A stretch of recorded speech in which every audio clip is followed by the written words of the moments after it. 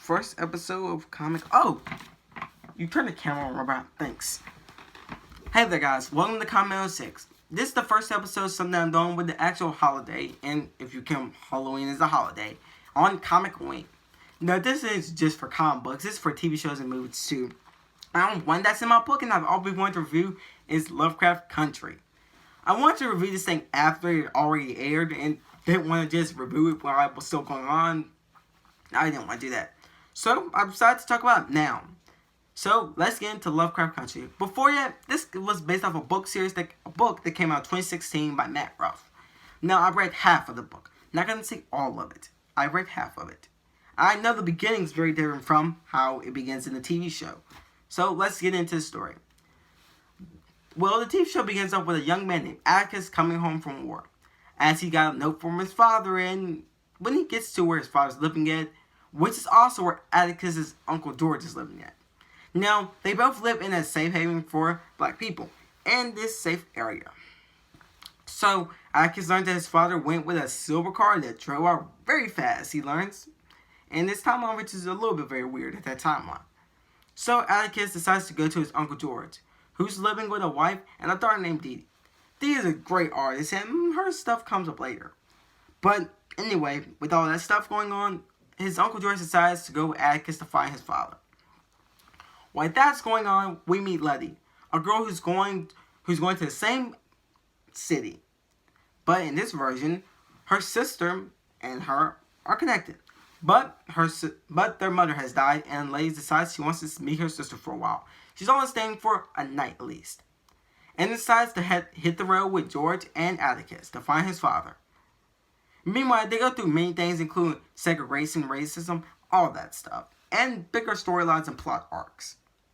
Ending with a great ending, and gets us some shocking deaths along the way. So, yeah, that's about the series. So, anyway, let's get into it. Starting off with the favorite things I like about this. Number one, the acting. The acting is great acting for this TV show in general. As a serious show, it takes itself very serious, and especially during the timeline it was set in during the segregation. And doesn't do pretty much bad with it, as it does a pretty good job with it. As the acting doesn't go over the top or even lower. And it's great to stand the time and period that it goes in, and doesn't try to go over the top with itself. And knows when it should chill out sometimes. Then the music is next. The music for this definitely gets my approval, as in anything that's horror related, you really need music. And music in general serves purpose for this. But before that, I want to give one thing if I didn't say it at the beginning of the video, which I don't remember, is that I want to talk about Lovecraft. H.P. Lovecraft, which the name Lovecraft Country I believe comes from. H.P. Lovecraft was a renowned novel writer. He wrote many novels and inspired many horror people.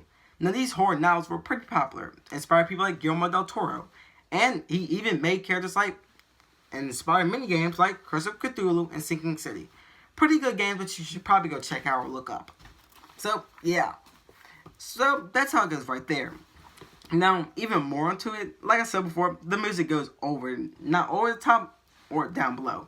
It does pretty good what it's doing and knows what it's going to do when it needs to scare you. Now, the number 3 is its weirdness of showing the effects. The effects, as you may see, should look wacky and silly and should look so fake. But sometimes they don't look fake. And I mean this. Mostly because most of the effects are shown during nighttime, which gives them much blended effects. But even when they're not those effects, they still work out, giving great atmosphere and everything. I mean, it can really scare you, especially the ghost scenes. I mean, those ghosts look pretty awesome and get you definitely a little scared. So, yeah. Now, there's only one little problem I have with it is when it goes into separate stories. The separate stories do take off a little bit from the main story, but come back later into the show. But still, I don't really like them that much, as they take so much from what I really loved at the beginning of it. And I still love this show because it's a good show. I thought Watchmen was weird, but this show is even much more weirder. So, what do I give Lovecraft Country as a rating? I'll give it a 9 out of 10. Because it's pretty good and I can like it. But I'm not going to say it doesn't have its problems along with some of the writing lines and all that stuff. Heck, it does pretty good as a show it's on, and it's pretty good. So that's all on Comic Wing. Let me know what other things I should do on Comic Week next time. Ah! I'll give you one more chance to tell me what you know and tell me where he is. You can tell me now. Never. Fair enough.